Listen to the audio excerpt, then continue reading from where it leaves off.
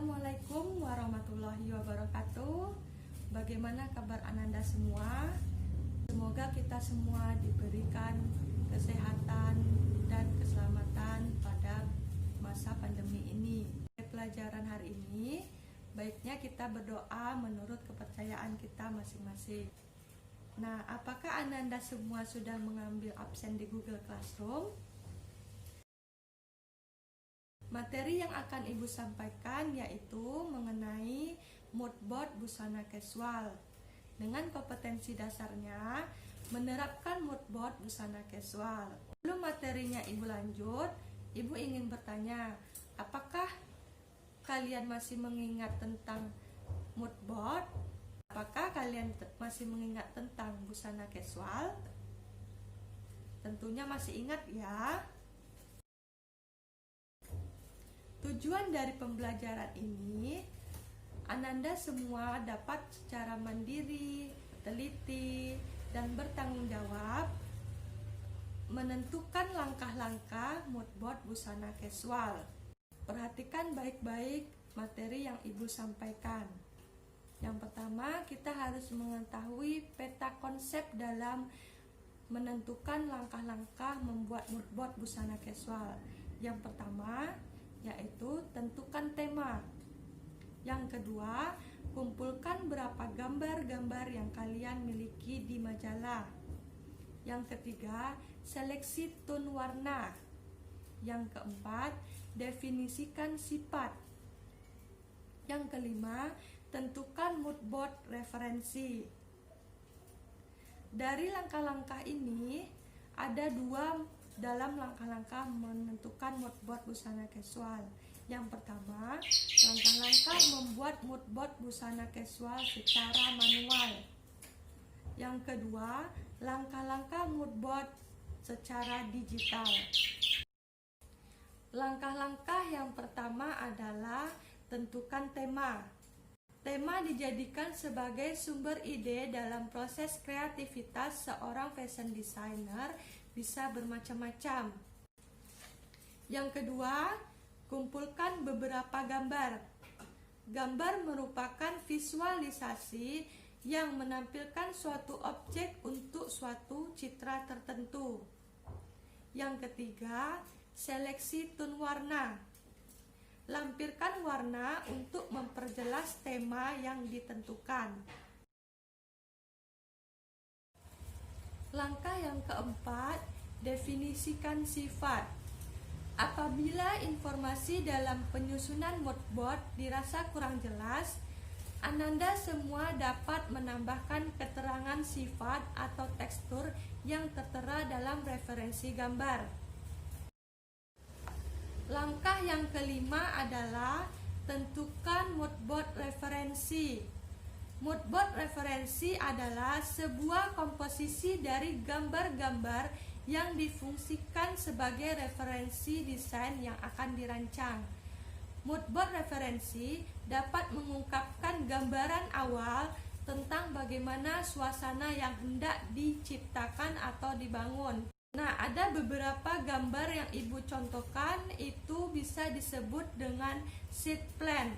Sheet plan itu untuk menyusun gambar-gambar yang kalian telah kumpulkan dan tone warna yang kalian akan pakai, tekstur yang akan digunakan. Mengetahui 5 langkah mood board, kita masuk ke langkah mood board secara manual. Langkah-langkah yang harus dilalui dalam membuat mood board secara manual adalah: pertama, tetap menentukan tema. Yang kedua, menyiapkan alat dan bahan yang akan digunakan untuk membuat mood board secara manual. Bahan yang digunakan untuk membuat mood board, yang pertama itu majalah, bingkai kayu atau buku gambar untuk menempelkan gambar-gambar yang telah kalian kumpulkan. Setelah menentukan tema dan menyiapkan alat dan bahan, serta mengumpulkan gambar-gambar yang akan dibuat di dalam mood board, sekarang bisa mulai mengumpulkan berbagai elemen penyusunan mood board.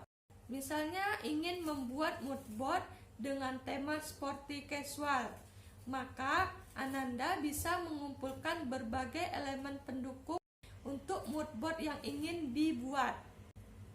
Yang selanjutnya, selesai mengumpulkan gambar dan menggunting gambar satu demi satu, temukan kata-kata yang menarik dan sesuai dengan tema desain, juga bisa memasukkannya ke dalam mood board.